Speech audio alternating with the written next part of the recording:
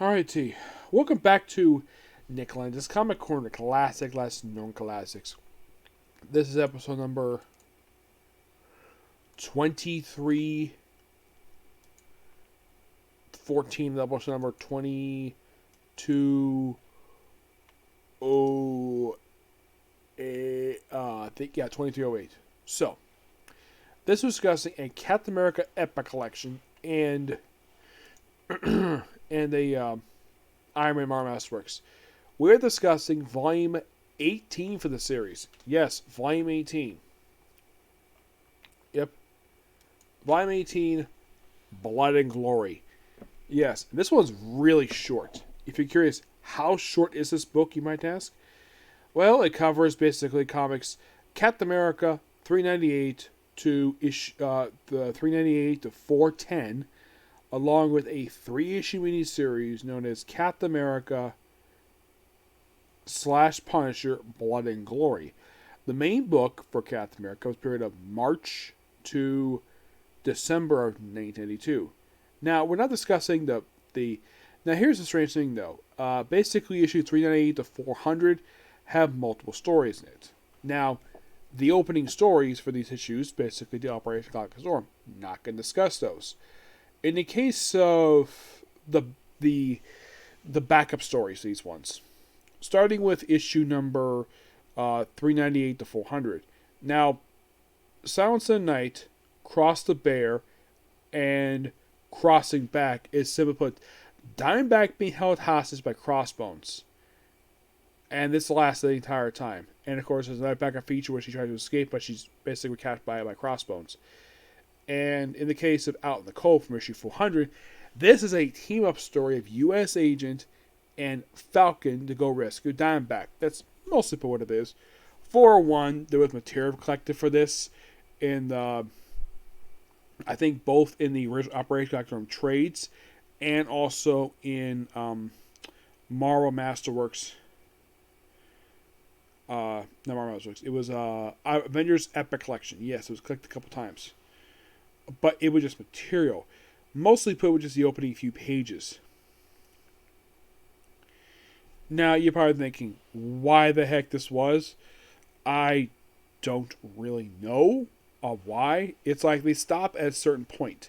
They stop pretty much at when Cap is basically waving goodbye to Quasar. That is basically where those two trades left off.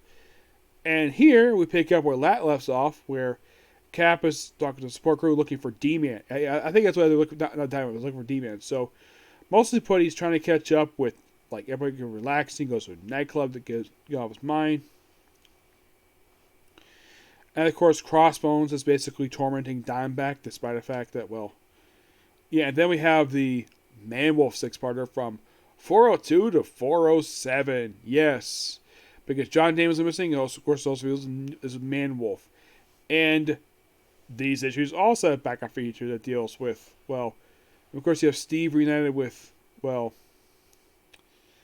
at the end of issue 402 reunited with Demon, but something's wrong with him. So, yeah. So, the whole backup feature is mostly put the whole thing of Cap Wolf. Yeah, that happens in the finale of this thing. So, you also deal with Dr. Drood, who actually has it where he disguises himself as he decides to disguise as going to disguise and make out with Sister Sin. Actually, more like a Mother Night. Then we have the Diamondback backup feature where Diamondback tries to break out, but it's not exactly working. And then we have this guy like, yo, mother, why ask you to come a minute? Of course, there's a black guy's like, this is what you deserve. Ooh, smooch. Yeah, kiss Mother Night. It's a beautiful woman. Yep.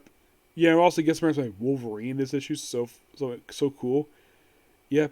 Yeah, there's just a weird thing. Heck, even the car discusses already how weird the story is. And the next Diamondback story features appearance by of all people, Taskmaster, a character created by George Perez. Mark Greenwald, I don't think he was involved in this character's creation.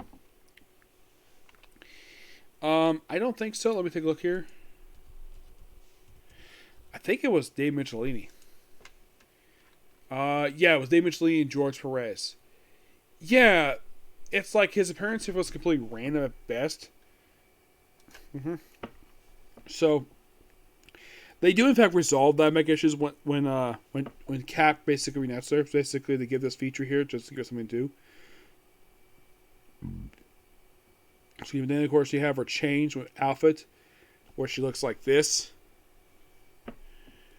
And of course, she's working with Crossbones, do whatever. So, yeah, capturing a werewolf. There's also a funny thing, and I think it was in Nick Spencer's run for Steve Rogers' Captain America, where, get this is so hilarious. Excuse me. Where Sam Wilson turned to a werewolf as well, and of course he's back there with no problem. Doctor Who deals with this person, of course they cure Cap in the story. And then we have Dimebag where she just infiltrates, like, oh yeah, she's basically like here because under duress. And he comes back, and she comes back to him because, well, stuff related to other people in this one.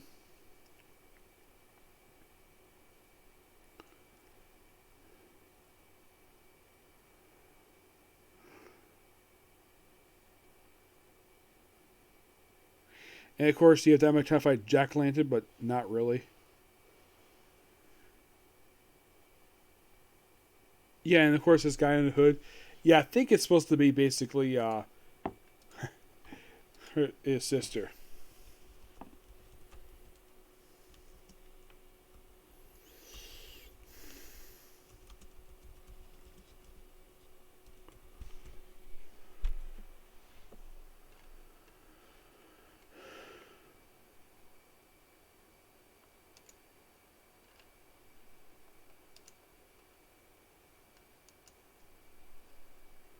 Yeah, it's a guy Cutthroat. Yeah, apparently this is actually Dimebag's brother. Yep. And he's not as well known as his beautiful sister. I was going to say hot sister, but that would be inappropriate. Basically, his beautiful sister. Yeah. He became a recurring character in the book up until issue 408, and then he disappeared. Yeah, after the very next issue of this one, he disappears. He is not seen again until, like, believe it or not, New Avengers number 2. 12 years later. Yeah, that's the thing with him. He doesn't appear for 12 years. He's still around, but he's not exactly doing anything. Yeah. And of course, you have Crossbones with him.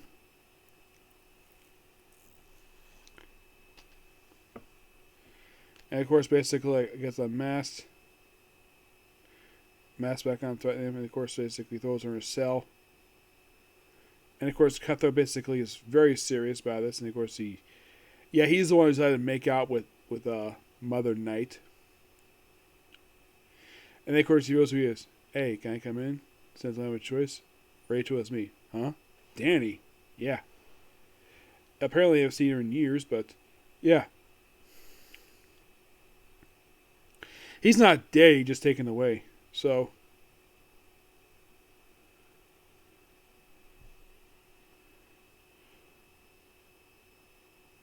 Like, lost a hair, put on 30 pounds. Of course, he kind of explains the stuff with him, and then you have basically Crossbones with, I think it's supposed to be Sin.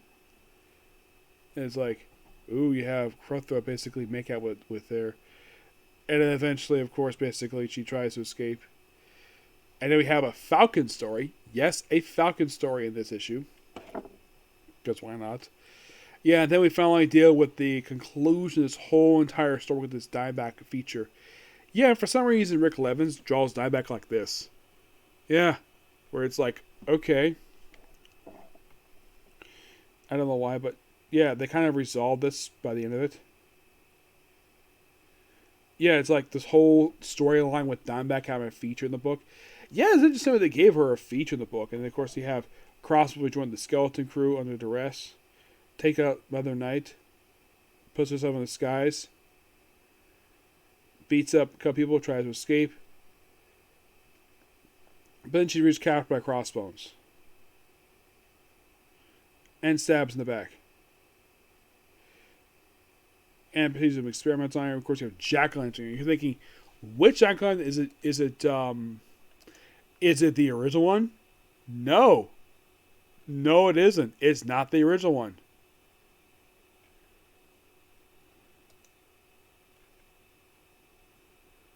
Jack Lantern. This is Steve Levens. Yeah, in this story, these issues in particular, this is where he makes his debut just prior to this. Yeah, just prior to this, and he's mostly a Jack Lantern. Most of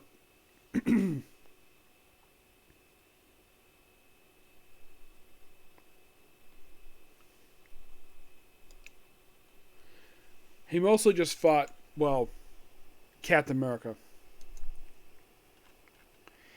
Yeah, he pretty much read the book until 410. 410 basically, which is published in this book here. After that, he appeared in Alpha Flight 121, which came out like the following year. Then appeared in the penultimate issue of Sensational She-Hulk. Yes, Sensational She-Hulk. And then appeared in Spider Limit number 12. As well, the Clone Saga stuff. And that came out in 1986. He would not make a return until 6 years later as part of the Hood miniseries. Yeah, and pops up in Jail Avengers, She-Hulk, pops up sporadically. Is he still around? Well, he did make his most recent appearance in Sinister War number 4 as part of Foreigner's Wild Pack. Yeah, he became part of Wild Pack for reasons. Well, it was under the Foreigner. Yeah. So, he's still around. He's not doing anything. At one point, that one of the Jack-O-Lanterns claimed that he had killed all the other people who were Jack-O-Lanterns. Mm-hmm.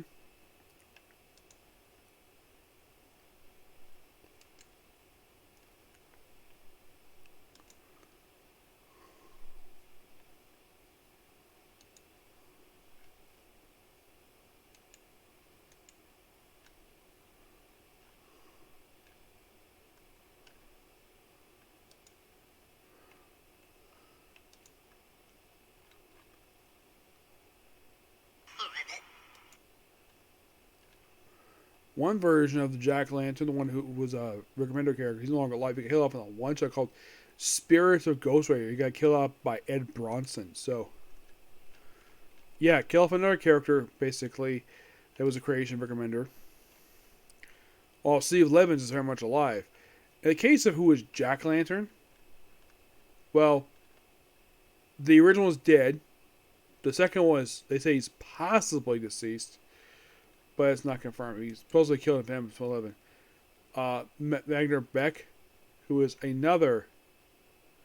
If you're curious who Magner Beck is, this one is the cousin of Mysterio. Yeah. So we have his brother. You have another one. Yeah, I have his cousin be Jack-O-Lantern because. Yeah, and we have another guy who was an imposter, Owen Ward. He's dead. He got killed off issue of Gold Goblin. And he's a Don Dakota's character. Yeah, it's like anybody who becomes Jack-O-Lantern either ends up dead or possibly deceased. Yeah. And if you're curious, though, are the Skeleton Crew still around, per se? Well, after 410, they would not appear again to the most previous writers run for the book, not the reason I just wrapped up, one before that. Yep, so then I'm going to include this with 410, where Cap beats up Crossbones, fights the Red Skull. Yeah, it is epic conclusion 410. But we're not done with the trade just yet. Oh no. Then we have the Punisher / Captain America Blood and Glory miniseries. This book is done by D.G. Chester and Margaret Clark, art by Claude Johnson. Mostly put, it's a, like you suspect, a Punisher Captain America book.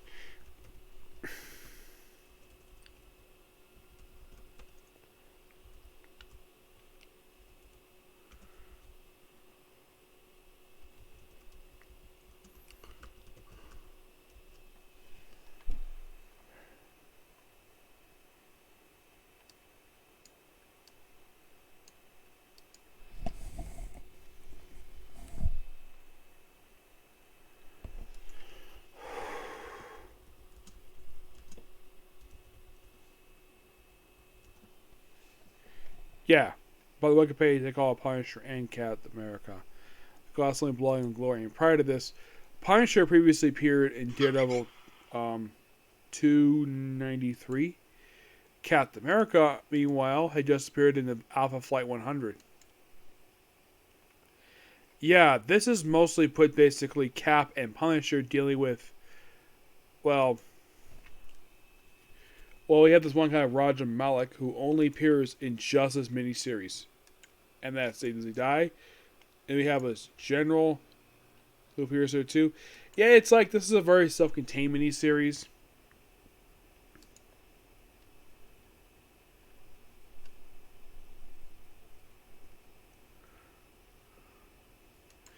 Yeah, it's basically Cap and Punisher dealing with drug dealers. Yeah, that's mostly put exactly what this book is. It's like basically Punisher is like Captain America's dragging what a Punisher's doing. And like pretty much by the end of the miniseries, and a lot of people who appear in this book all got killed off. Yeah, the secretary, Colonel Max Clean. Yeah, anybody appeared in issue 1, like it's like massive slaughter by the end of the miniseries. Heck, we have Terror show up here. Yes, Terror. Yes. Why is he here? Well, the writer of the book created him, so of course he appears in the book. Of course, he was appearing in his own series at this point in time. Yeah, he appeared between issues 6 and 7. Yeah. And pretty much after this, well, he would appear for the rest of his own book. Appear in an issue of Nick Fury, a couple issues of Cage, Silver Saving Wild Pack, and of course, the Terror Incorporated book, I think from R Max, which apparently is the same character, just in the Max imprint. Yep, and then he became a recurring character in the pages of Deadpool. No, seriously. Became a recurring character in Deadpool, and then his most recent appearance was in Despicable Deadpool 298, which I think was also the last time anybody saw the Mercs with money. Yeah. Actually, no, they did pop up for a couple issues of Domino, but that was it. Yeah, they appeared in mostly flashback stuff. Yeah, it's like they pop up here just to acknowledge the fact, yeah, they existed. So, yeah. But, miniseries was okay, but the mini issue Captain America, they're awesome. I give this old trade here a 9 out of 10. Alright, next up we have is from Mastworks Iron Man. Mastworks Iron Man Volume 10, which collects issues 68 to 81 of Iron Man. Yep, and this book, basically the writer for this book, the main writer is Mike Frederick. He writes pretty much all the issues in here except for about 2 issues. He does not write 76. No, he doesn't. Yeah, he doesn't write 76 because it's a reprint. And 78 is where Batman wants low. Yeah, they have 76 be a reprint of Iron Man number 9. Yes. We have Barry Alfonso, co-writes issue 872. Tom Mowalski, co-writes 73.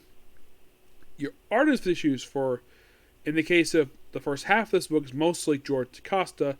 The 68 to 72, 78 and 79. Arvil Jones, for doing Iron Fist. The 73, 75, and 77, Keith Powell. The 73, 74, and 81 is by Comics Tome. This book covers period of June 1974 to December 1975. Yep. And you might be asking, Nick, in these issues, do we have the debut of the Iron Armor Mark IV?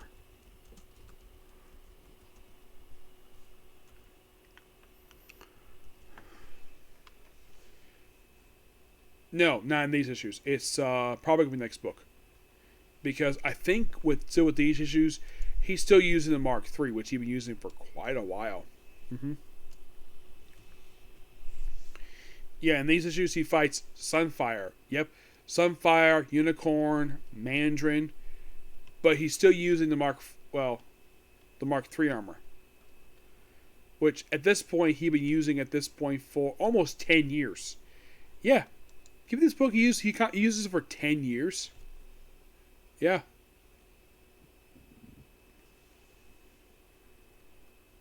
like they apparently updates this suit, but yeah, he pretty much been basically with his outfit.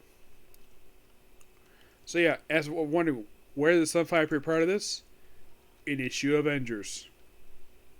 As part of Avengers Fan of the War.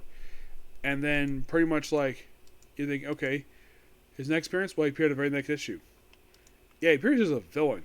Which I think they references another appearance he made in X-Men. Yes. Yeah, he's only here for 2 issues. Actually, he's here from issues 67 to 72. And after this, he appeared in Giant Size Iron Man Giant Size X number 1. Mm-hmm. Yeah, then basically we have a multi-parter starting with issue number 69, where we have basically, get this, you're gonna love this. We have Iron Man versus the Yellow Claw for a 4-part story arc. Yes, Yellow Claw, a 50s villain who fights the Mandarin. Yeah, it's like, oh yeah, he even invaded his castle while Mandarin was away. Yes, seriously. And they kind of say this one's a robot, but it is hilarious, this one.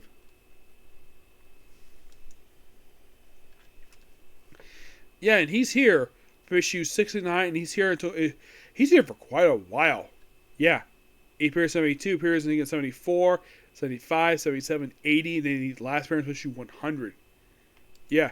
I think like 72, of course, he also appeared freaking Ultimo. Yes, Ultimo. Okay, actually, I think 71 was the conclusion of this one, but yeah. They bring Ultimo in the story. Yes, Ultimo. He also uses Mandarin's castle as briefly as his base operations. Yeah. His castle frequently appeared, and prior to this storyline, it appeared in issue 57. Yeah, but yeah, bringing back Ultimo in the story, that was an interesting idea. He last appeared in, well, let's see, he appeared in Return issue 69. He last appeared back in the first annual for Avengers. Yeah, that was last time it appeared.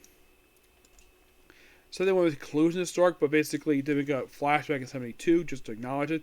We have first appearance of Death Squad, basically comprised of Man-Bull, Minotaur, and Whiplash, and Black Llama.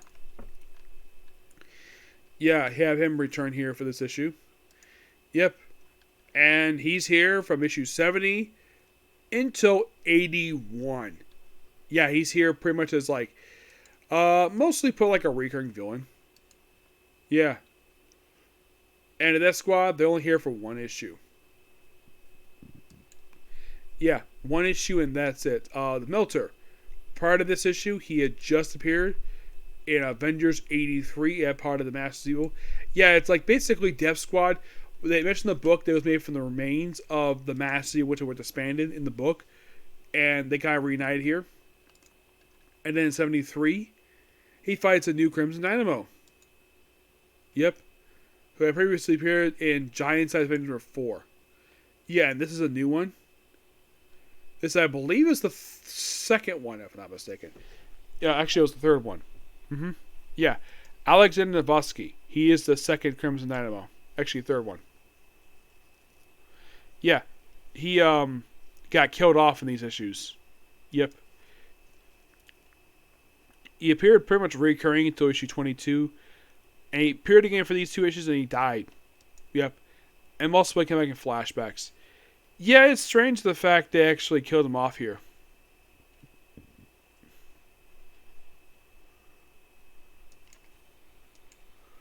Because I think I sent him to a labor camp.